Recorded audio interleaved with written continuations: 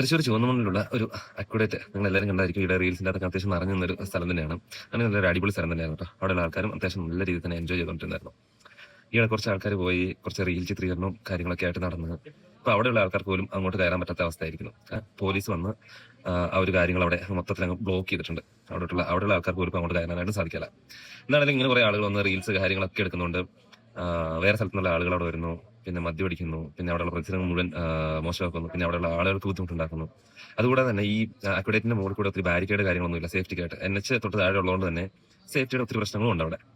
So അതൊക്കെ എന്തൊക്കെയാണെങ്കിലും ഈ കാര്യങ്ങളെല്ലാം വെച്ചുകൊണ്ട് എന്താണെങ്കിൽ പോലീസുകാർ മൊത്തത്തിൽ അവിടെ അടച്ചു കാണിച്ചിട്ടുണ്ട് ആ കാര്യങ്ങൾ.